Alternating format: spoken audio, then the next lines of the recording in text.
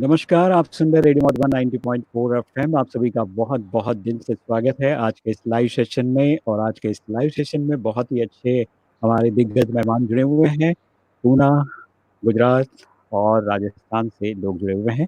तो हम लोग उनसे मिलेंगे, बातें करेंगे और बहुत ही अच्छा लगेगा आपको भी जब आप उनसे बातें करेंगे या उनकी बातें सुनेंगे। तो लॉकडाउन चिट-चैट में आज के हमारे खास मेहमान हैं, पूना से सचिन मेहता जी हैं।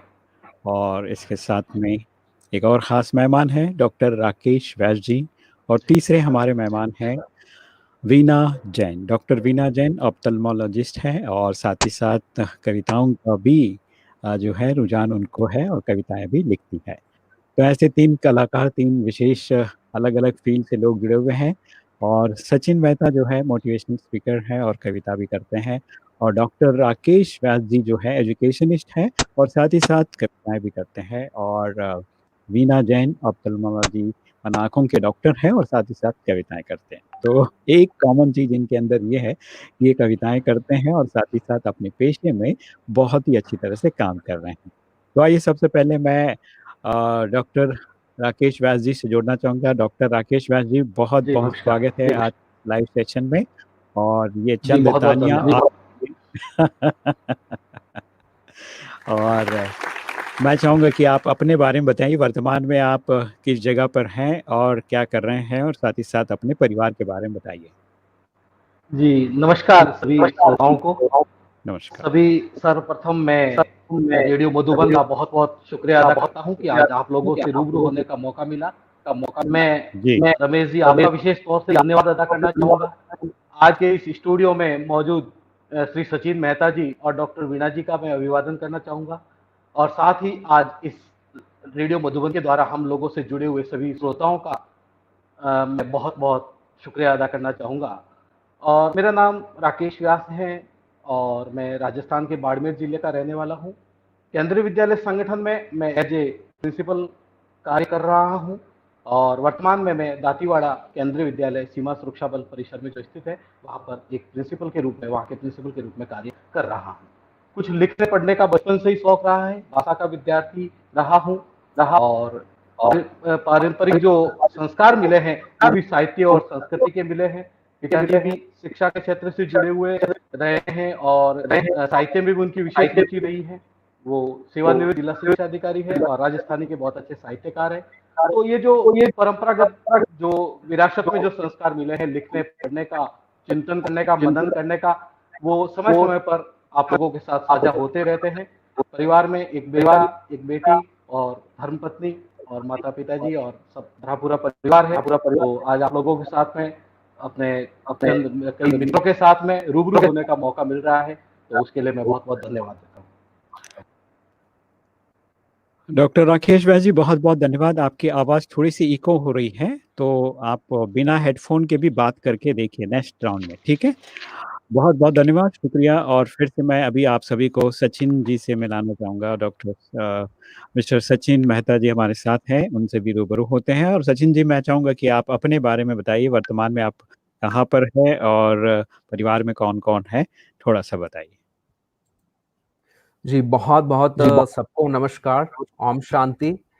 अ, ऑलमोस्ट 11 ईयर्स से आईटी इंडस्ट्री में अपनी सर्विसेज दे रहा हूँ और एज़ ए जैसे कि आरजे रमेश जी ने बताया कि एज़ ए मोटिवेशनल स्पीकर और पोएट्री, वो भी एक पैशन है, समाज की सेवा करने का और अपने यूथ को कैसे उनको सपोर्ट किया जा सकता है, सही डायरेक्शन में कैसे गाइड किया जा सकता है, उसमें एक प्रयास है। एज़ ए कोच उनको गाइड कर सकूँ, कर रहा हूँ काफ़ी समय से। तो ये एक प्रयास है। घर परिवार में माताजी हैं मेरे, मैं माताजी के साथ रहता हूँ और ईश्वर का सानिध्य तो हमेशा रहता ही है। पोएट्री के क्षेत्र में बात की जाए तो हिंदू संस्कृति के ऊपर पोएट्री की जाती है, वही निकलती है प्रभु की इच्छा से। और over to you Ramesh ji, thank you. चलिए, सचिन मेहता, बहुत-बहुत धन्यवाद, शुक्रिया अपने बारे में बताने के लिए। अब मैं फिर से आप सभी को जोड़ना चाहूँगा वीना जी से। वीना जी कैसे हैं आप? और मैं चाहूँगा कि आप वर्तमान में कहाँ पर हैं? थोड़ा-सा अपने बारे में बताइए और क्या करते हैं? नमस्ते, मैं डॉक्टर वीना नमस्ते। जैन हूँ और मैं शायद दूसरे दोनों जो अपने अभिभावक आए हैं उनकी सेतु हूँ। महाराष्ट्र में मेरा जन्म हुआ, शादी करके मैं राजस्थान आई। तो मैं सचिन जी से और राकेश जी से दोनों से मैं अच्छी तरह से पीछे की संस्कृति से रूबरू हूँ। तो मेरा एजुकेशन पूरा महाराष्ट्र और कर्नाटक में हुआ। अच्छा। और पहले एमबीबीएस, फिर मैंने डीओ किया, फिर डीएनबी किया। फिर उससे पोस्ट ग्रेजुएशन करने से पहले शादी हो गई, फिर राजस्थान आ गए। और कविताओं का ये है कि जैसे-जैसे जिंदगी के देखते रहे आसपास, पेशेंट्स को देखे, अपनी जिंदगी देखी, आसपास की जिंदगी देखी, तो उनको शायद मैंने कभी सोचा नहीं था, लेकिन वो शब्दों में उनको समेटते-समेटते कविताएं बनती गई और ये चलता रहा। और फिलहाल मैं जोधपुर में प्रैक्टिस करती हूँ। जी, जी, जी। वीना जी बहुत-बहुत धन्यवाद, शुक्रिया आप हमारे दोनों जो गेस्ट हैं, उनके साथ आपका जो है एक सेतु बन गया आपने बोला कि हाँ, अभी राजस्थान में आप सेवा दे रहे हैं और आपका पढ़ाई और शिक्षा-दीक्षा जो है पुणे में, महाराष्ट्र में हुआ, तो ये अच्छी बात है। सांगली में हुआ, तो चलिए महाराष्ट्र और राजस्थान। जी, जी, जी, जी। चलिए डॉक्टर राकेश व्यास जी मैं चाहूँगा कि आप कुछ अपनी बातें ज़रूर बताइए। अभी एजुकेशन सिस्टम में जिस तरह के लॉकडाउन पीरियड चल रहे हैं और मुझे लगता है कि जी, अब जुलाई में जो स्कूल वगैरह खुलने थे वो तो नहीं खुलने वाले हैं। अगस्त जी या हाँ, सितंबर तक जी हाँ। भी मेरे ख़्याल से मुश्किल है। फिर भी एजुकेशन सिस्टम में क्या बदलाव हो रहा है लॉकडाउन के कारण और बच्चों पे क्या इसका असर हो रहा है उसके बारे में बताइए? जी, सबसे पहले तो मैं इस विशेष संदर्भ में मैं जी, जी। हेलो, सुन पा रहे हैं? मैं सुन पा रहा हूँ, मैं बताइए आप। हाँ, तो इस संदर्भ में मैं चूँकि लॉकडाउन और ये कोरोना नामक महामारी एक फैली हुई जो है, उस संदर्भ में मैं ये कहना चाहूँगा कि छिन के कुछ पल हमसे हमें कोई रोक नहीं सकता, देकर ठोकर हमको राह कोई मोड़ नहीं सकता, देकर ठोकर हमको राह कोई मोड़ नहीं सकता। न रुके हैं, न रुकेंगे, न रुके हैं, न रुकेंगे, न थमे हैं, न थमेंगे। हम वो उगते सूरज हैं जो बादलों से छिप नहीं सकते, जो बादलों से छिप नहीं सकते। तो ये इस संदर्भ में मैं क्योंकि लॉकडाउन और कोरोना और एक माहौल इस तरह से हो चुका है कि बच्चों से लेकर के अभिभावकों के मन में, पेरेंट्स के मन में एक भय सा व्याप्त हो चुका है कि अब क्या होगा आने वाले समय में। लेकिन जहाँ चाह वहाँ राह और शायद ऐसा ही कुछ हो रहा है जब जैसे-जैसे हम लोग आगे बढ़ते जा रहे हैं, नए-नए रास्ते दिखाई दे रहे हैं। लॉकडाउन ने जहाँ एक बार हमारी गति रोक दी थी, जहाँ हमको एक बार सोचने के लिए मजबूर कर दिया था, एक बार ऐसा लग रहा था कि शायद अब आने वाले समय में हम वापस व्यवस्थित हो पाएँगे या नहीं हो पाएँगे, कब हो पाएँगे। लेकिन आज हम देख रहे हैं कि जैसे ही 1 जुलाई से जो स्कूलें खुलने वाली है, कई विद्यालय स्टेट गवर्नमेंट की, सेंट्रल गवर्नमेंट की जो 20 जून से खुल चुकी है, वहाँ पर हम देख एजुकेशन सिस्टम अपनी ढर्रे पे चल रहा है, अल्टरनेट रास्ते निकल चुके हैं, ऑनलाइन क्लासेस चल रही है, लोग यूट्यूब वीडियो शेयर कर रहे हैं, टीचर्स रिकॉर्डिंग कर रहे हैं, एजुकेशन में बच्चे जुड़ते जा रहे हैं और एक अच्छा सा माहौल क्रिएट हो रहा है। बच्चों को एक अलग डिफरेंट टाइप का एक एनवायरनमेंट मिल रहा है। उनको लग रहा है कि अब हम इस जो डिफरेंट टाइप के एनवायरनमेंट के साथ में हमको जीना है, जहां हमको स्कूल चाहे फिजिकली रूप से नहीं जा पा रहे हैं, लेकिन हम लोग ऑनलाइन जुड़ करके अपने एजुकेशन सिस्टम को आगे बढ़ा सकते हैं और वो बढ़ा भी रहे हैं। तो मैं ये कहना चाहूँगा कि चाहे किसी भी तरह की परिस्थितियाँ हो, शायद इस देश के लोगों का ये विश्वास है, इस देश के लोगों की ये ताकत है कि हमारी ये हिम्मत है कि हम हर परिस्थिति में अपना रास्ता निकाल लेते हैं। तो इस लॉकडाउन की विशेष परिस्थितियों में जहाँ रास्ते और स्कूलें बंद हो चुकी है, वहाँ फिर भी लोगों का जज़्बा और जोश बरकरार है। डॉक्टर राकेश व्यास जी बहुत ही अच्छी बात आपने बताया कि जोश बरकरार रहे और बहुत सारे ऐसी चीज़ हमारे बीच में आए हैं जिसको हमने झेला है और ये लॉकडाउन भी एक नई परिस्थिति हमारे बीच में आ गई है इसे भी हम लोग सहन करते हुए आगे बढ़ लेंगे और इससे भी पार हो जाएंगे। तो मैं चाहूँगा डॉक्टर राकेश व्यास जी एक सुंदर रचना आपको जो है लिखते भी हैं, काफ़ी चीज़ें लिखते रहते हैं। तो एजुकेशन फील्ड में होने के कारण आपका स्वाभाविक रूप से आप लिखते हैं। तो एक सुंदर रचना जो आपकी कविता का हो या फिर 4 लाइनें ज़रूर सुनाइए, शॉर्ट छोटी-सी रचना। जी, ज़रूर सुनाना चाहूँगा। इस लॉकडाउन के संदर्भ में जो एक विशेष बात मैं कहना चाहता हूँ कि लॉकडाउन में जो हमारे मन के जो विचार थे, मन की जो भावनाएं थी, मन के जो संस्कार थे, जो अब तक हम शायद इतने व्यस्त हो गए थे कि उनको हम प्रकट नहीं कर पाए थे, लेकिन इन दौरान जब हम अपने घरों में रहे, अपने परिवार के साथ रहे, तो हम लोगों ने अपनी क्रिएटिविटी को सामने लाया। लोगों ने, बच्चों ने, हमारे कई स्टूडेंट्स ऐसे हैं जिन्होंने ऐसे क्रिएटिव कार्य करते हुए अपने आप को आगे बढ़ाया। तो मैं 4-5 पंक्तियां सुनाना चाहूंगा कि जो इन सबको समर्पित है, जो इस लॉकडाउन में अपनी जिंदगी जीना चाहते हैं, जो अब तक समय नहीं था इसकी वजह से अपनी जिंदगी नहीं जी पाए थे, या समय न होने की वजह से वो आगे नहीं बढ़ पाए थे, उनके लिए कहना चाहूंगा कि जी जीविशा की जद्दोजहद में, जी जीविशा की जद्दोजहद में तू चाहता था सुकून के 2 पल, जी जीविशा की जद्दोजहद में तू चाहता था सुकून के 2 पल, भागती दौड़ती जिंदगी में तू चाहता था कुछ क्षण थमना, भौतिकता की चकाचौंध में तू चाहता था शांति का सामिप्य, तो फिर सोच क्या रहा है, जा जी ले अपनी वो जिंदगी। चाहता था अपनों से बतियाना, कुछ पल उनके साथ बिताना, चाहता था अपनों से बतियाना, कुछ पल उनके साथ बिताना, चाहता था रसोई से आती खुशबू में कुछ क्षण जाकर हाथ बटाना, चाहता था रसोई से आती खुशबू में कुछ क्षण जाकर हाथ बटाना, चाहता था घर के हर कोने में जाकर अपनी यादें बसाना, तो फिर रुका क्यों है, जा जी ले अपनी वो जिंदगी, जा जी ले अपनी वो जिंदगी।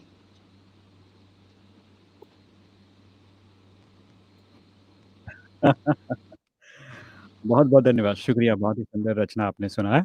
अब आइए आगे बढ़ते हैं और सचिन मेहता जी से मैं आप सभी को जोड़ना चाहूँगा। सचिन जी, जैसे अभी डॉक्टर साहब ने बहुत सुंदर रचना सुनाई है, तो आप लोगों को मोटिवेट करते हैं और अलग-अलग जगह पे स्टेज पर जाते हैं, लोगों को एक उत्साह से संपन्न कर देते हैं और आपके शब्दों में, आपकी बातों में जो है लोगों में एक उत्साह आ जाती है। तो मैं चाहूँगा कि एक मोटिवेशनल जो है बातें हमें भी सुनाइए ताकि हम भी उत्साहित हो जाएँ और आनंद उठाएँ आपके शब्दों का। जी, ज़रूर रमेश जी। अभी डॉक्टर राकेश जी ने भी बहुत अच्छी बातें कही कि as a educationist, as a principal, बच्चों के लिए क्या ज़रूरी है और क्या-क्या टेक्निकली स्ट्रॉन्ग चीज़ें आजकल चल रही हैं।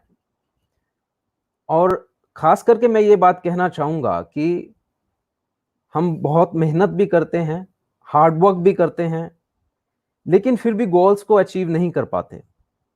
तो मैं अपने मोस्टली सेशंस में ये बात कहता हूँ कि work hard, think innovative and work with smart approach. देखिए, हार्ड वर्क तो लाइफ में करना ही पड़ेगा, कैसा भी कुछ हो, सिचुएशन कैसी भी आए, चैलेंजिंग सिचुएशन आए, सॉफ्ट सिचुएशन आए, हार्ड वर्क तो हमें लाइफ में करना ही करना है। स्मार्टफोन्स के टाइम में स्मार्ट अप्रोच हमें यूज करनी चाहिए, अपनानी चाहिए, so that we can achieve our goals very quickly and very easily. Smart approach क्या होती है? स्मार्ट मीन्स SMART, मीन्स जो भी काम आप करें, जो भी गोल्स आप सेट करें, वो स्मार्ट होने चाहिए। Smart means S means specific, specific goals होने चाहिए हमारे, कि हम एक्चुअली में करना क्या चाहते हैं, स्पेसिफिकली हमें ये डिफाइन करना चाहिए। और M मीन्स मेजरेबल, मेजरेबल होना चाहिए। A मीन्स अचीवेबल, अचीवेबल होना चाहिए। हम जो भी काम को कर रहे हैं, ऐसा नहीं कि हमने कुछ भी अपना प्लान बना लिया और कुछ बहुत ही मनगढ़ंत कुछ बना लिया कि मुझे ये अचीव करना है। तो we need to analyse it कि वो अचीवेबल है या नहीं जो काम हम कर रहे हैं।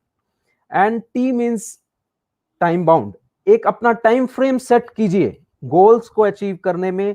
कुछ भी काम हम इनिशिएट करते हैं, कुछ भी काम हम कर रहे हैं, खास करके स्टूडेंट्स या फिर प्रोफेशनली भी जो लोग हैं, IT इंडस्ट्री में है, एजुकेशन इंडस्ट्री में है, अपने गोल्स को, अपने वर्क को, अपने टास्क को हमें स्मार्ट अप्रोच के साथ स्टार्ट करना चाहिए और उसी के ऊपर इनिशिएट करके, प्लान करके एग्जीक्यूट करना चाहिए जो भी काम हम करें।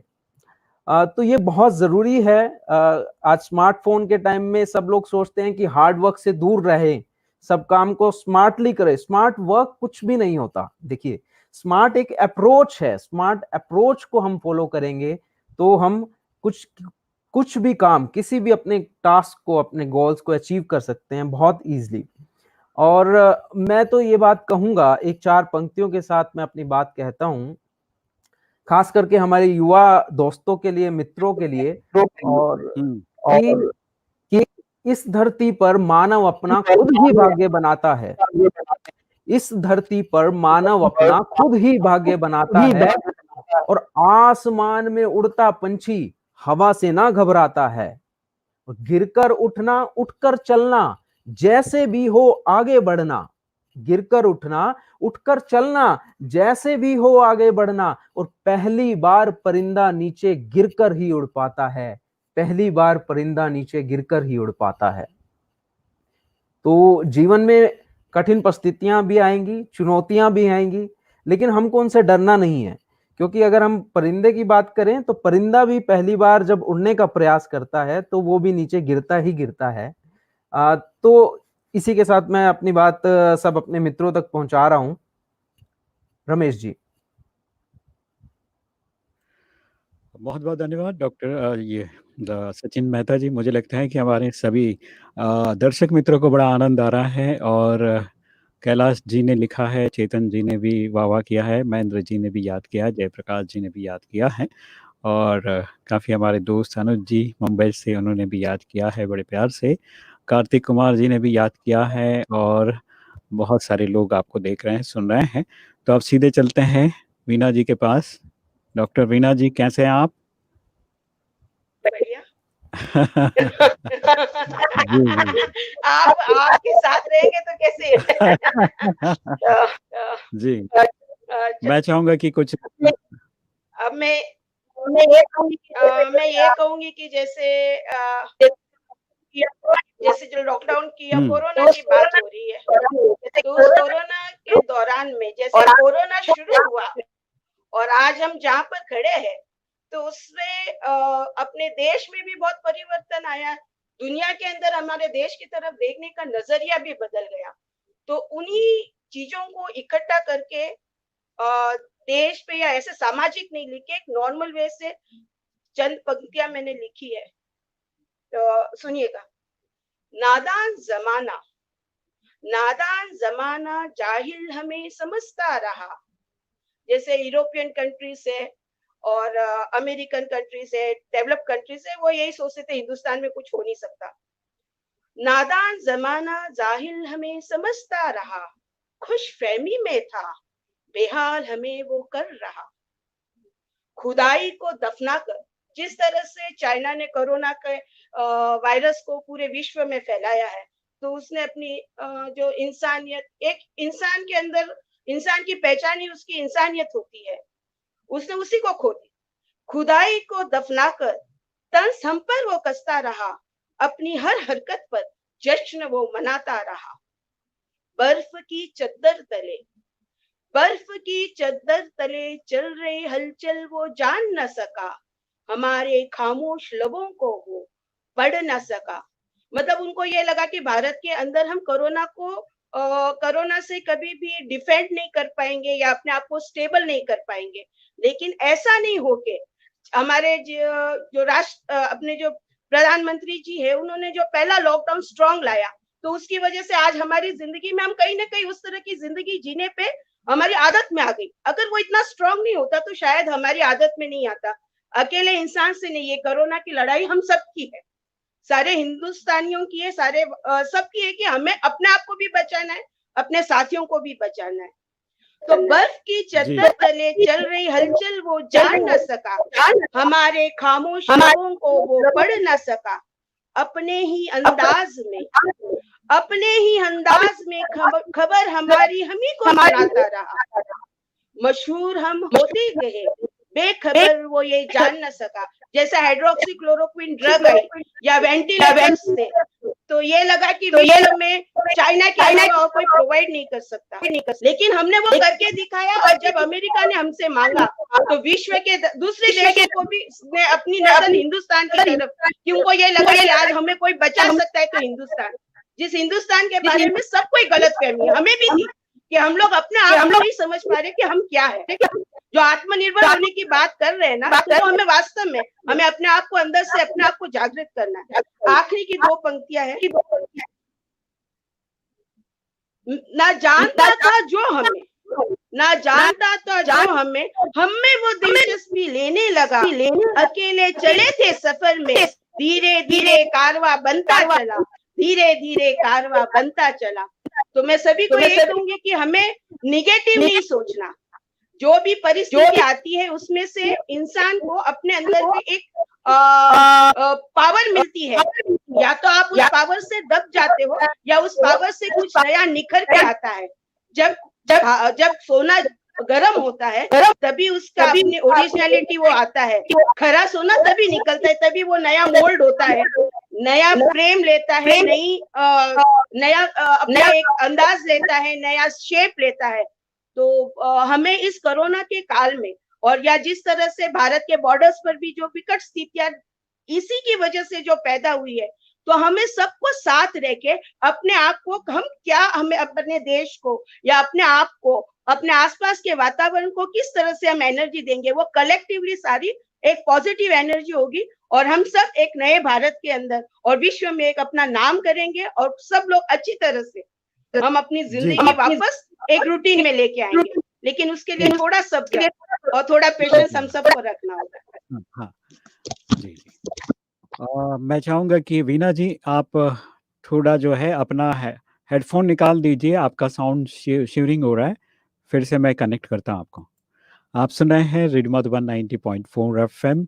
चलिए आगे बढ़ते हैं। आज के सेशन में वीना जी भी हमारे साथ है जो अच्छी कविता सुना रही थी, लेकिन उनका साउंड थोड़ा शिवरिंग हो रहा है, तो मैं चाहूँगा कि वो अपना साउंड ठीक कर ले, या तो हेडफोन निकाल दे और आप डायरेक्टली बोले और सामने देखकर बोलिए, मोबाइल में देखे तो भी साउंड आ जाएगा आपका।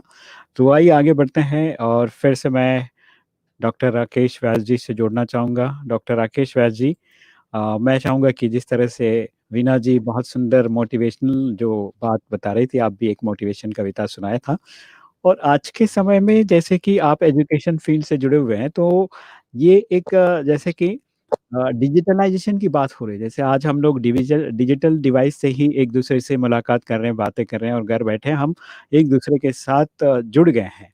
ये कनेक्टिविटी तो बहुत अच्छा हो गया है, लेकिन क्या एजुकेशन फील्ड में भी इसी तरह का जो चीज़ हम लोग कर पाएंगे या देख पाएंगे, बच्चों को क्या डिजिटली हम लोग पढ़ा पाएंगे, तो वो कितना संभव है? और अगर लॉकडाउन चलते रहा और डिस्टेंस मेंटेन करने की बात आ जाती है, 2 गज की दूरी, तो फिर ऐसे में क्या वो केंद्रीय विद्यालय हो या और कोई विद्यालय हो, वो इन चीज़ों को कैसे कर पाएगा? थोड़ा-सा दोनों चीज़ें बताइए। जी। जी सर, जैसा आपने बताया डिजिटलाइजेशन, तो ये एक तो समय की मांग है।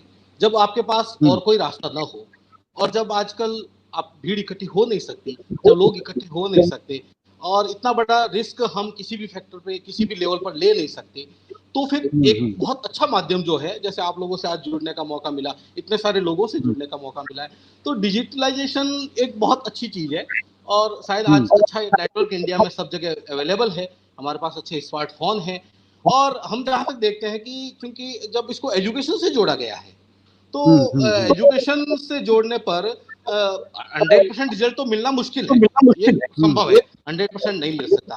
लेकिन क्योंकि कई चैलेंजेज होते हैं, पेरेंट्स की अपनी जिम्मेदारियां होती हैं, बच्चों की अपनी प्रॉब्लम्स होती है।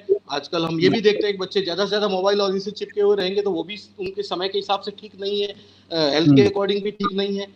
लेकिन हमारे पास और कोई अच्छा विकल्प नहीं है। हम स्कूलों में भीड़ इकट्ठी नहीं कर सकते, तो फिर हम किस रास्ते पे चलें? तो फिर ये एक बेस्ट रास्ता है कि बच्चों को डिजिटल वे पे जोड़ा जाए। और एक हमको ऐसा नहीं कि हम एक साथ थोप रहे हैं उनके ऊपर या हमने उनके कोई पूरा सिस्टम उनको एक साथ ही दे दिया, ऐसा नहीं। हम स्टेप बाय स्टेप चलना चाहते हैं। जैसे हमने अपने एजुकेशन हमारे अपने विद्यालय की मैं बात करूं तो हमने केंद्रीय विद्यालय जो दातीवाड़ा है वहाँ ऑनलाइन क्लासेस शुरू की और हम देखते हैं जहाँ तक मैंने एक वीक चलाया अभी पिछला वीक, तो हमने करीब 50 to 60% बच्चों की अटेंडेंस ऑनलाइन देखी। तो एटलीस्ट 60% बच्चे जुड़ रहे हैं तो एक अच्छी बात है। 100% तो हमारी स्कूल की अटेंडेंस भी नहीं होती है, 90% 80% ये हमारी स्कूल की रेगुलर अटेंडेंस होती है। और अगर आपके बच्चे 60% फर्स्ट वीक में जुड़ रहे हैं, देन पेरेंट्स, स्टूडेंट्स, टीचर्स इस चीज को एक्सेप्ट कर चुके हैं और वो आने वाले समय में इसमें जरूर सुधार लाएंगे और हम इससे भी आगे बढ़ेंगे। और रही बात जब ऑनलाइन अवेलेबिलिटी की बात होती है तो हमने उसके कुछ अल्टरनेट रास्ते भी निकाले हैं। जैसे हम रिकॉर्डिंग जो वीडियो होते हैं वो अवेलेबल करवाएं, उनको वर्ड फॉर्मेट, पीडीएफ फॉर्मेट में वो चीज उपलब्ध करवाएं। तो ऐसे कई रास्ते हैं। मैंने एक अच्छा सा मैं एक ऑब्जर्वेशन कर रहा था हमारी ऑनलाइन क्लास का। मैंने एक बहुत अच्छी चीज देखी कि एक घर में 2 या 3 बच्चे थे जो साथ में बैठ करके ऑनलाइन क्लास अटेंड कर रहे थे, यानी पास का पड़ोस का बच्चा, वो बच्चा और एक और कोई पास में, तीनों मिलकर के शायद एक फोन के साथ तीनों ही मैनेज कर रहे हैं। तो वहां पर जिस इलाके में वो रह रहे हैं, जिस क्षेत्र में रह रहे हैं, वहां ऐसा कोई महामारी का प्रकोप नहीं है। वो आराम से बच्चे जुड़ करके और साथ में बैठने से वो एक मिनी छोटा सा, अगर 3-4 बच्चे साथ में बैठ गए, एक छोटा क्लासरूम तो ऐसे ही बन गया। बच्चे, हम ग्रुप में टीचिंग करवाते हैं तो 4-5 बच्चों के ग्रुप बैठे होते हैं। तो ये कई रास्ते, मैंने पहले ही कहा कि ये हम लोग इन जब वो कहा गया है कि जो लाक्षागृह में जलते हैं वही सूरमा निकलते हैं, वर्षों तक वन में घूम घूम बाधा विघ्नों को चूम चूम, स धूप धाम पानी पत्थर पांडव आए कुछ और निकल। तो जैसे जैसे चैलेंज हमारे सामने आए, इरादे आजमाती है, स्वप्न के पर्दे निगाहों से हटाती है, हिम्मत न हार गिर कर वो मुसाफिर, ठोकरे इंसान को चलना सिखाती है। तो ये जिंदगी में ऐसी चीजें आती रहेगी। ये भी एक लॉकडाउन बड़ा कई तरह के अनुभव देके गया है।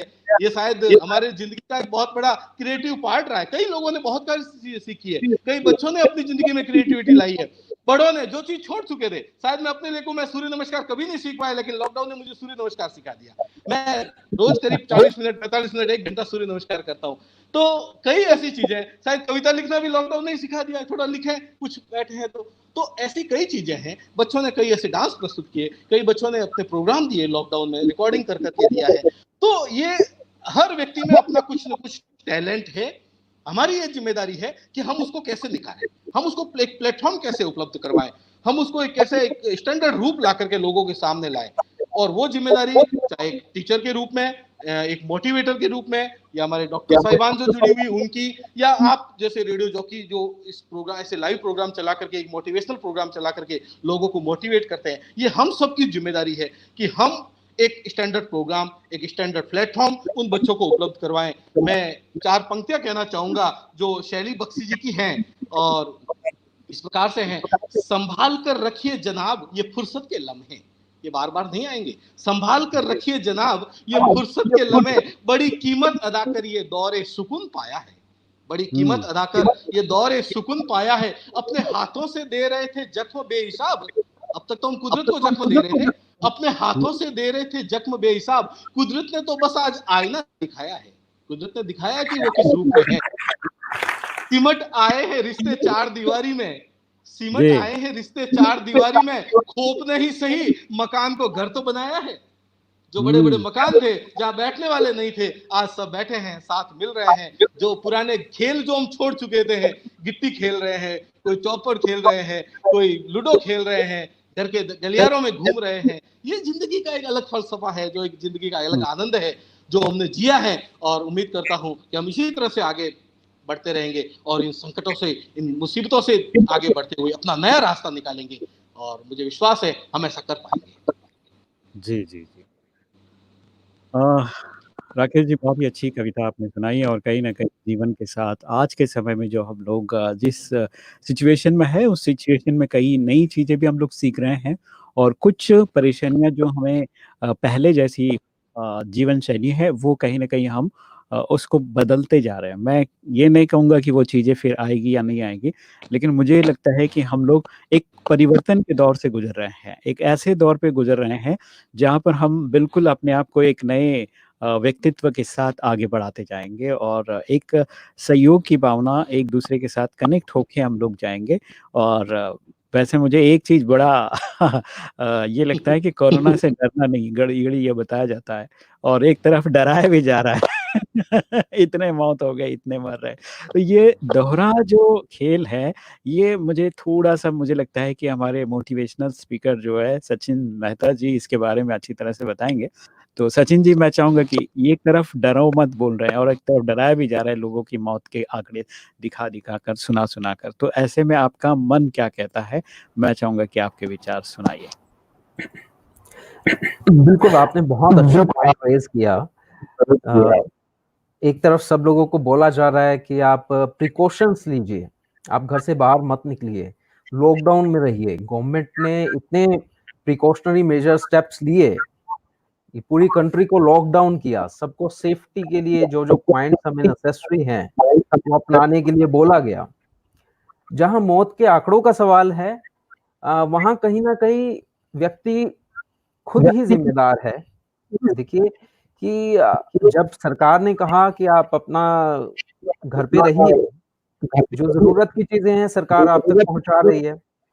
तो मौत के आंकड़ों की बात है तो वो अगर हम बात करें पिछले 2-3 महीनों की, बिल्कुल मौत का आंकड़ा बहुत कम था। जो नेचुरली हम कहें डेथ होती थी, एक्सीडेंटल डेथ होती थी, वो हुई नहीं, बहुत ही नाम मात्र रही वो सब चीज़ें। अगर हम कंपेयर करें डेटा को तो बहुत कम डेथ्स हुई थी। उसका कारण क्या था? कम डेथ्स होने का कारण क्या था?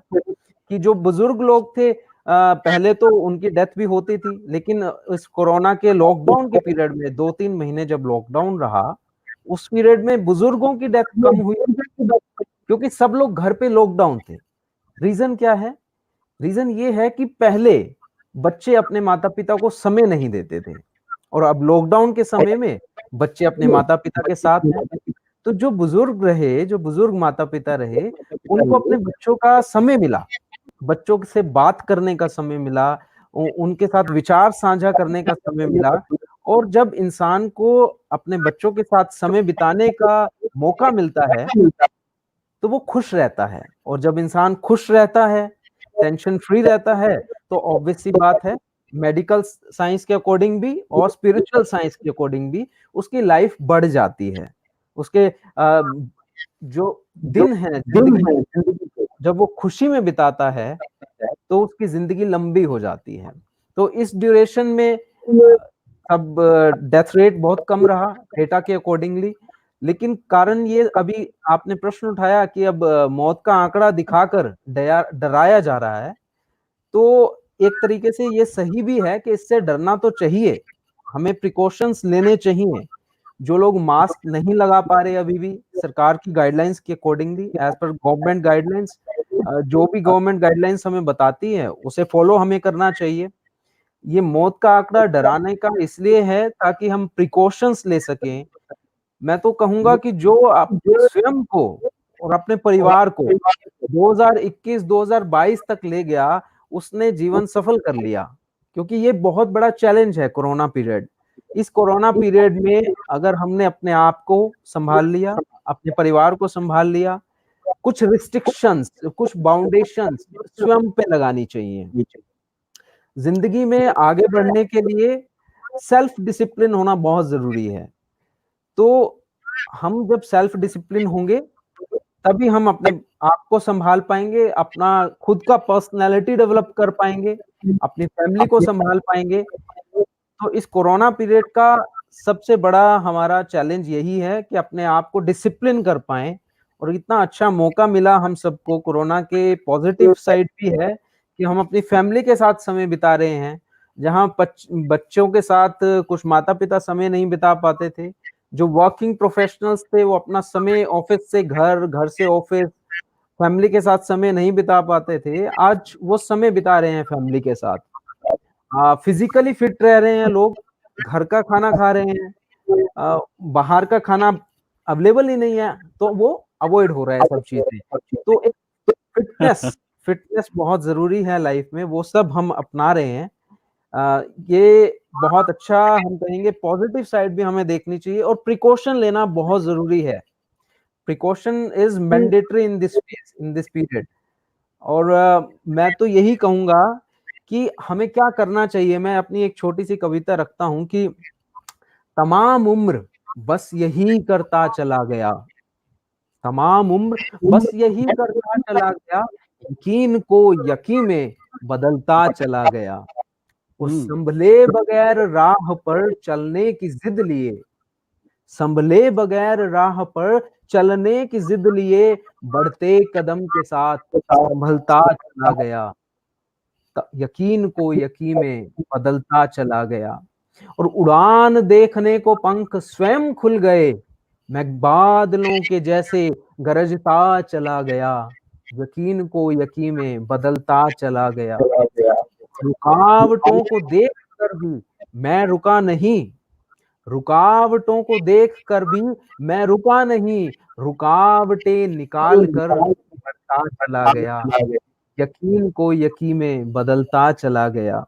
और हसीन जिंदगी की चाह में डगर डगर, हसीन जिंदगी चाह में डगर डगर, उठा के दम की बोझ में हंसता चला गया, यकीन को यकीन में बदलता चला गया, तमाम उम्र बस यही करता चला गया, यकीन को यकीन में बदलता चला गया।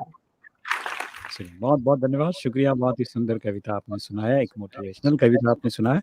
अब आइए आगे बढ़ते हैं, डॉक्टर वीना जैन से जोड़ना चाहूँगा। वीना जैन, आप भी कुछ एक बातें, जैसे कि एज ए डॉक्टर होने के नाते आप काफ़ी चीज़ें जो है आपके पास लोग आते हैं, आप उनको ट्रीट करते हैं, और ख़ास तो आप ऑप्थल्मिस्ट हैं, यानी आँखों के डॉक्टर हैं। तो आज के समय में मुझे लगता है कि आँखों को लिए बहुत सारे लोग जो है उसके ट्रीटमेंट के लिए आते हैं आपके पास। अभी जैसे कि कोरोना पीरियड है, तो इस कोरोना में डॉक्टर्स सबसे ज्यादा रिस्क पर है। आप पेशेंट देखो नहीं देखो, दोनों में आपके लिए रिस्क है। तो अच्छा। हम लोगों को बहुत सावधानी, क्योंकि ना तो वो मेजर से, पहली बात है कि ना तो कोरोना के बारे में अच्छे तरह से पूरी जानकारी किसी को नहीं है कि एग्जैक्टली ये डिजीज क्या है, इसका ट्रीटमेंट क्या है। ये सिर्फ हमें इतना पता है कि अगर हमने सोशल डिस्टेंसिंग मेंटेन रखी और अपने आप को बचाव किया, मास्क लगा के गए या अपन ने ग्लव्स पहने, इन चीजों को अगर हमने ध्यान रखा, या हमारे घर में या हमारे आसपास हम किसी को देखते हैं हल्के सा सर्दी जुकाम खांसी हुआ है, तो हमें अलर्ट हो जाना चाहिए, हमें डॉक्टर से कंसल्ट करना चाहिए। और बिना वजह भी कई बार पेशेंट ऐसे ही आ जाते हैं, तो उन्हें घर से बाहर नहीं निकलना चाहिए, क्योंकि आजकल काफी सारी कंसल्टेंसी फोन पर भी हो रही है, तो आपको वहां पर भी, तो इससे क्या है कि आप बाहर नहीं निकलेंगे तो गैदरिंग कम होगी। तो बेसिक चीज ये है कि आज इस कोरोना के पीरियड में हम लोगों को सिर्फ अपने आप को, जैसे अभी मेहता साहब ने बोला कि you have to have your self discipline, तो ये सेल्फ डिसिप्लिन हर इंसान में होना चाहिए कि मुझे बाहर कितना निकलना है, कितनी जरूरत है, अपनी जरूरत है। ये कोरोना काल ने हमें ये चीज सिखाई है कि पहले वाले जो 1 महीने का लॉकडाउन पीरियड था, उसमें इंसान बाहर सिर्फ सब्जी लेने के लिए गया या दूध लेने के लिए गया, बाकी तो कुछ था ही नहीं। हमने एक अलग सा सिनेरियो देखा जो शायद हम तमाम जिंदगी में फिर नहीं देखेंगे, ना पहले देखा। सुनी सड़कें लेकिन शुद्ध हवा, जब हमें गंगा का पानी वहां से दिख रहा है, ये सारी हिमालय की चोटियां दिख रही है, सब कुछ वातावरण इतना शुद्ध था। तो एक तरह से इस प्रकृति ने, कोरोना ने प्लस माइनस दोनों दिखाया, लेकिन वो इंसान को जो एक भाग दौड़ थी जिसमें इंसान कहीं ठहरा नहीं था, बस पैसे के पीछे भाग रहा था, उसको खुद को नहीं पता है कि मुझे रुकना कहाँ है, वो रुक ही नहीं पा रहा था। All of a sudden corona ने पूरे, ये सिर्फ हिंदुस्तान को नहीं, पूरे विश्व में मानव जाति को उसने रोक दिया कि स्लो डाउन, आप जिस तरह से भाग रहे हो, जिस तरह से प्रकृति के साथ आपने बिहेव किया अभी तक, पेड़ काटे, ये जंगल काटे, इंडस्ट्रीज लगाई, सब कुछ करा, आप वो ये कहना चाहता है आप कुछ भी करिए। जैसे महावीर की फिलॉसफी है, जियो और जीने दो। हिंदुओं का है कि जो भी हमें प्रकृति ने कुछ दिया है तो हम उसकी पूजा करते हैं, तो ये सारी चीजें गलत नहीं थी। You should be thankful to each and every creature in the universe who has helped you, चाहे हमारा खाना हो जो हमें प्रकृति देती है, हवा पानी, तो हमारे, जबकि हम हिंदुस्तान में देखते हैं तो वो सारी अपनी जो परंपराएं हैं जिन्हें हम भूल चुके थे, एज अ डॉक्टर मैं भी बता रही हूँ कि हम भूल चुके थे, साइंस और ये सब बाहर थे। लेकिन आज कोरोना हमें वो बता रहा है कि इस प्रकृति का सम्मान करना कितना जरूरी है। आप भले ही रोजाना की रोजमर्रा जिंदगी में भूल जाते हो, तो वो हमारे, जैसे हमारे घर में कोई फंक्शन हुआ तो उसमें हर अलग अलग फंक्शन होते, कई तुलसी को पूजते हैं, कई पानी को पूजते हैं, कुएं को पूजते हैं, ये अलग अलग तरीके थे, ताकि आप उस प्रकृति को सम्मान करो, उसकी तरफ ध्यान दो, उसका मन चाहा उसको लूटो मत। तो ये हमें, इसके बाद भी मान लो ये कोरोना को हम जीत भी जाते हैं, लेकिन इसके बाद भी एक इंसान होने के नाते एक इंसान को ये सोचना है कि मुझे कहाँ तक दौड़ना है। हमने देखा इटली में लोगों ने पैसे फेंक दिए, उस पैसे से भी आज करोड़ों रुपए प्राइवेट हॉस्पिटल में आप लाखों रुपए खर्च करते हो, तो भी क्या आपका ट्रीटमेंट हो पा रहा है? हम हमारी कोशिश करते हैं, उसमें भी क्या आइसोलेशन वार्ड में आइसोलेट करते हैं, उनका इलाज किया जाता है, लेकिन उसमें सभी लोग डेंजर में आते हैं जो आपका इलाज कर रहे हैं, नर्सिंग स्टाफ, सफाई कर्मचारी, doctor, everyone is under risk, सिर्फ किस लिए कि वो आपको बचाने के लिए जा रहे हैं। लेकिन हकीकत में आपको ये समझना है, अभी तक कोई भी दवाई या वैक्सीन अवेलेबल नहीं है, तो हम किसी को भी दोष ना दें कि उसने ये नहीं किया या उस हॉस्पिटल में ये, जो आज बहुत हो रहा है। लेकिन आपको हकीकत समझनी है कि हमें हमारा बचाव, ये सबसे पहला मंत्र होना चाहिए। जितनी जरूरत हो उतना बाहर जाए, उतना ही कार्य करे। वो कहते हैं ना, एक समय आता है जब आपको समाधान रहना सीखना चाहिए। जरूरी तो नहीं है कि हमें हर चीज मिले जब भी हम चाहे। इसी पे मैं कुछ एक पंक्तियां लिखूंगी, वो ज्यादा मोटिवेट, ये भी नहीं कि आपको हर चीज मिले, लेकिन सब्र और ये चीज होनी चाहिए। तो उसी पे मैं एक अपनी कविता रचना सुनाना चाहती हूँ। स्वागत, सुना। हर ख्याल को किसी मुकाम की तलाश है, हर ख्याल को किसी मुकाम की तलाश है, ना मिल सके मुकाम तो खूबसूरत बहाने की तलाश है। क्या बात। ना मिल सके बहाने, ना मिल सके बहाने तो मचलते जज्बात है। झीले हर जज्बात हर कोई जिंदगी में, ये जरूरी तो नहीं है। जिंदगी है, कट जाती है या बह जाती है। जिंदगी है, कट जाती है या बह जाती है, पर हर किसी को इस राह में वक्त की दरकार होती है। हर वक्त का दीदार, हर वक्त का दीदार वक्त पर हो, ये जरूरी तो नहीं। हर वक्त का दीदार वक्त पर हो, ये जरूरी तो नहीं। आप आए और हम मिले, ये हर वक्त मुमकिन तो नहीं। कभी हुनर आया, कभी हौसला आया, कभी हुनर आया, कभी हौसला आया, कभी दोनों साथ आए, पर मुकम्मल मुकाम मिले, ये जरूरी तो नहीं। हम चाहे कुछ कहना, हम चाहे कुछ कहना, आप चाहो हमें सुनना, पर हम कहे और आपको सुनाई दे, ये जरूरी तो नहीं। मान लो फोन खराब हो गया या आप आए ही नहीं, तो दोनों चीजें होती है। जीले हर जज्बात कोई जिंदगी में, जीले हर जज्बात कोई जिंदगी में, ये जरूरी तो नहीं। आप आए और हम मिले, ये हर वक्त मुमकिन तो नहीं। तो हमें ये चीज का सब्र करना है। ये पीरियड कितना लंबा होगा हमें नहीं पता। जो चीजें हमारे साथ है, हमारे पास है, उसी में हमें अपना रास्ता ढूंढना है, उसी में अपने आप को बचाना है, अपने परिवार को बचाना है, अपने देश को बचाना है, इस मानव जाति को बचाना है। अगर हम इस तरह से समझ के अपने आप को सेल्फ डिसिप्लिन में रखेंगे और हम इस तरह से चलेंगे, तो जरूर हम इस कोरोना की एक बात हमेशा ध्यान रखिए, एक को हुआ 100 को होगा, 100 से 1000 को होगा। अगर एक बचा तो उन 100 को बचाएगा, उन 1000 को बचाएगा। अब हमारे पे डिपेंड करता है हम करना क्या चाहते हैं। हम खुद बीमार हो या ना हो ये मत सोचिए। कई लोग होते हैं हमको कुछ नहीं हो सकता, मैं ऐसा हूं, मैं वैसा हूं, ये मत सोचिए। आपको कुछ नहीं हो सकता है, लेकिन आपके आसपास वालों को हो सकता है जिसकी इम्यूनिटी लो हो। तो आप खुद बचिए, 100 को बचाइए, 1000 को बचाइए। ये भी एक ह्यूमैनिटेरियन वर्क है। आपको इसमें कुछ नहीं करना है, सिर्फ संयमित रहना है, अपने आप को बचाना है, सबको बचाना है। और इसी सोच के साथ अगर हम चलेंगे तो एक दिन ये कोरोना हम पर असर करना कम करेगा, या तब तक उसकी दवाई आ जाएगी तो हम उससे लड़ने में काबिल होंगे। तब तक एक बैसाखी है, सोशल डिस्टेंसिंग, उसको दिल से, अंतर मन से उसको ग्रहण कीजिए, उसको भूलिएगा नहीं तो एक भूल हो गई। कोरोना वायरस एक शरीर को ढूंढता है, उसका क्या है, और उसी शरीर को वो अपना वेपन बनाता है, और उसी शरीर से, मतलब उसी मानव से वो दूसरे मानव तक फैलाता है। अगर हमें उससे जीतना है तो हमें अपना शरीर कोरोना के हाथों की कठपुतली बनने ना दें। बस यही कहना चाहूंगी।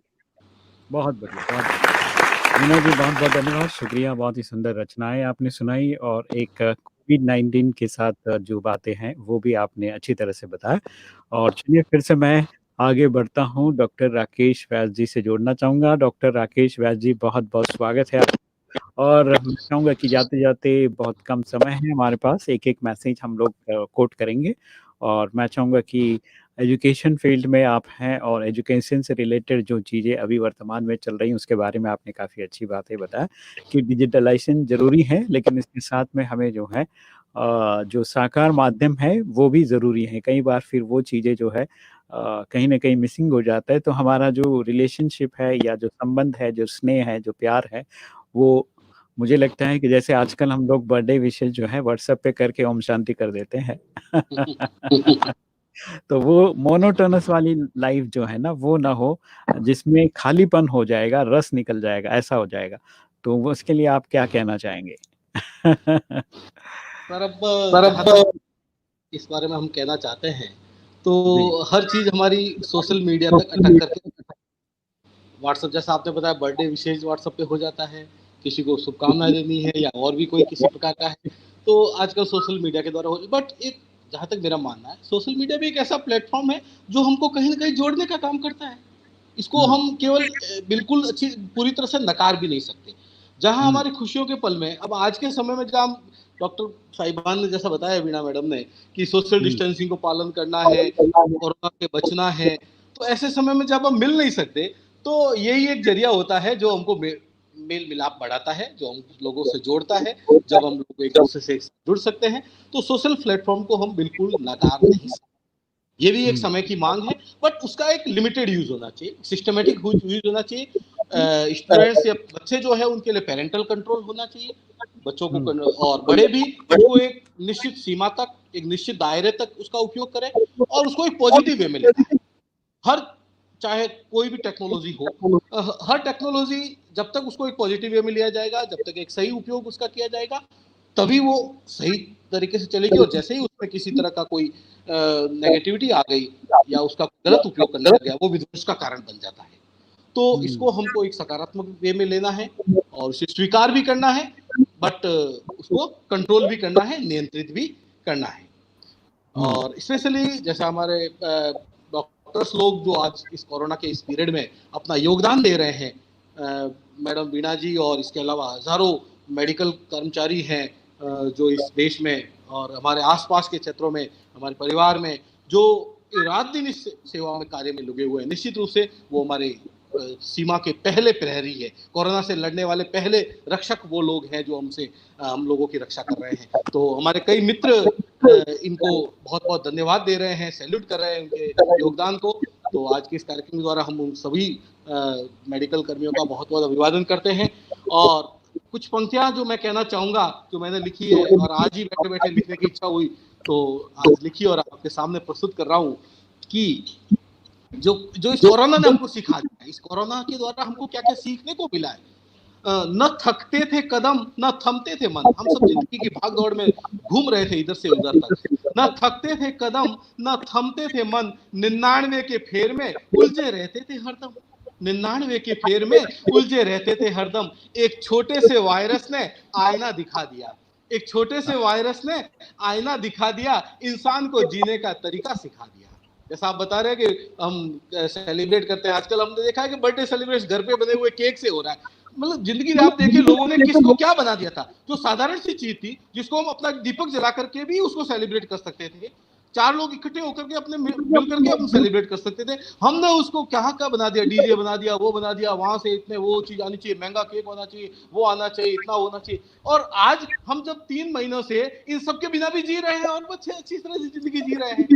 तो ऐसा तो नहीं है कि ज़िंदगी कहीं रुक जाती है इन सब के बिना। तो उन सबको हमने छोड़ दिया और आज इंसान को एक जीने का नया तरीका हमारे सामने आ गया। बार, रेस्टोरेंट, पार्टी में उलझे रहते थे मन। बार, रेस्टोरेंट, पार्टी में उलझे रहते थे मन। उड़ते हवा में भीड़ से बढ़ाते थे शान। हम चाहते थे हमारे चारों ओर भीड़ इकट्ठी हो। उड़ते हवा में भीड़ से बढ़ाते थे शान। एक छोटे से वायरस ने अलग थलग कर दिया। एक छोटे से वायरस ने अलग थलग कर दिया। इंसान को इंसान की औकात दिखा दिया। इंसान को इंसान की औकात दिखा दिया। सुनी पड़ी थी चौपालें, सूख चुके थे पनघट। सुनी, जहां गांव में कोई पूछता ही नहीं था, गांव से लोग पलायन कर गए थे, शहरों की ओर चले गए थे, जहां सब कुछ गांव में मौजूद था, लेकिन फिर भी लोगों ने पलायन कर दिया। शायद हम सब एक पलायन के शिकार बन गए। तो सुनी पड़ी थी चौपालें, सूख चुके थे पनघट, बिसरा गांवों की खुशबू को भाग रहे थे सरपट।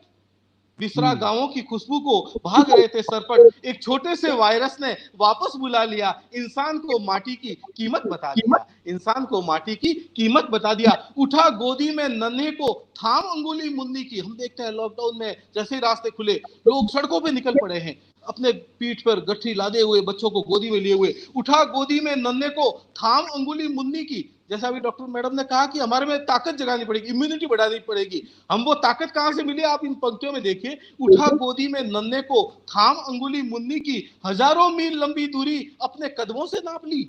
एक छोटे से वायरस ने जोश जज्बा दिखा दिया, एक छोटे से वायरस ने जोश जज्बा जगा दिया, इंसान को अपनी ताकत का एहसास करा दिया, इंसान को अपनी ताकत का एहसास करा दिया। तो शायद हमारे अंदर एक ताकत छुपी हुई है जी, तो हमारे अंदर वो एक ताकत छुपी हुई है जिसको हमको पहचानना है और उससे लड़ना है और अपना नया रास्ता निकालना है।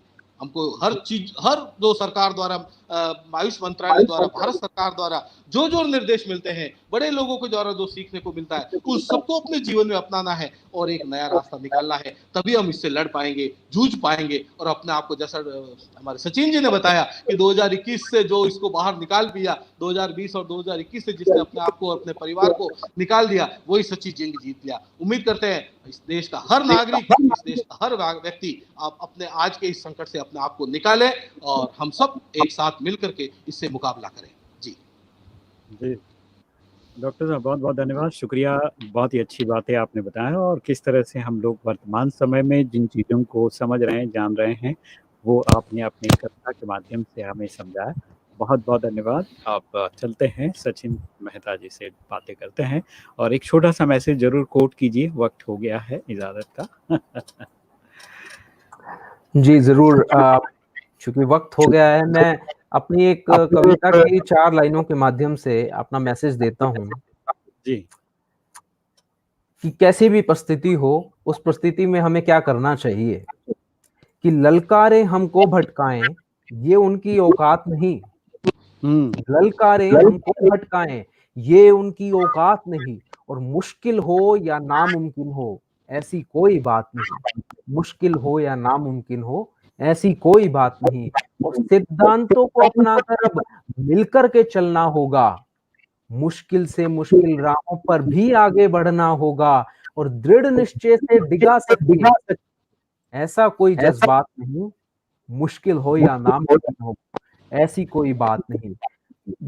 तो मैं यही कहूंगा कि जैसा कि हमारे देश के प्रधानमंत्री आदरणीय माननीय श्री नरेंद्र मोदी जी ने आज हम सबको संदेश दिया कि अनलॉक का समय थोड़ा और चैलेंजिंग है, चुनौती भरा है, लेकिन मुश्किल नहीं है, नामुमकिन नहीं है। देखिए, तो इस समय में भी, अनलॉक के समय में अगर हमें लगे, प्रधानमंत्री जी ने कहा कि अगर कोई नियमों का पालन नहीं कर रहा, कोई मास्क लगाकर नहीं जा रहा, तो हम उसको टोकें। उन्होंने बहुत अच्छा उदाहरण दिया कि एक देश के, किसी और देश के प्रधानमंत्री बिना मास्क लगाए बाहर निकल गए, तो वहां के प्रशासन ने उन पर 13,000 रुपए का जुर्माना लगाया, दंड लगाया, फाइन लगाया। तो उस तरीके का अनुशासन हमें अपने देश में भी लाना पड़ेगा। अगर हमारे आसपास के कुछ लोग, हमारे जानकार, हमारे परिचित अगर भूल रहे हैं या थोड़ा केयरलेस हो गए हैं, लापरवाही कर रहे हैं, तो हम उन्हें टोक सकते हैं कि आप, अगर आप सुरक्षित रहेंगे तो हम सुरक्षित रहेंगे। क्योंकि अगर हम आसपास खड़े हैं, क्योंकि 2 गज की दूरी बहुत जरूरी, ऐसा कहा माननीय प्रधानमंत्री जी ने, तो वो हमें अपनाना बहुत जरूरी है। और यही संदेश है कि मुश्किल हो या नामुमकिन हो, ऐसी कोई बात नहीं। और ललकारे हमको भटकाएं, ये उनकी औकात नहीं। बहुत बहुत धन्यवाद, शुक्रिया, बहुत अच्छी बातें आपने बताया। और मुझे लगता है कि हमारे सभी जो आज के मेहमान थे, उन्होंने काफ़ी मोटिवेशन हम सभी को दिया। डॉक्टर वीणा जी ने कोरोना पर बहुत ही अच्छा कविता भी सुनाया और अपनी भावनाएं भी व्यक्त किया कि कैसे हमें इस लॉकडाउन में जीना है। और इसके साथ डॉक्टर राकेश व्यास जी ने भी बहुत अच्छी बातें बताई और कविता के माध्यम से हमें एक नए तरीके से जीने का जो है मोटिवेशन दिया, और सचिन जी ने भी बिल्कुल इसी तरह से हमें जो है मोटिवेट करते रहे अपनी कविताओं के माध्यम से, अपने मोटिवेशनल बातों के माध्यम से। तो आप तीनों को बहुत बहुत धन्यवाद आज के इस एपिसोड में जुड़ने के लिए, और बड़ा अच्छा लगा आप लोगों के साथ बातें करके और आपकी बातें सुनकर। और कहते हैं कि अगर जीत गए तो धरती हमारा और हार गए तो आकाश हमारा। तो दोनों तरफ से हम लोग अगर पॉजिटिव रहे तो जीवन में जीने का आनंद ही कुछ और है। तो इसी आनंद को बढ़ाते हुए, इसी आनंद का आनंद लेते हुए आज के इस एपिसोड में बस इतना ही। फिर मिलते हैं इस वादे के साथ। हमारे सभी मेहमानों का तहे दिल से इन तालियों के साथ धन्यवाद करता हूँ, और फिर मिलेंगे इसी वादे के साथ। सलाम, नमस्ते, खमा गनीसा। सुनते रहो, मुस्कुराते रहो। Thank you so much. Thank you. Thank you. Thank you.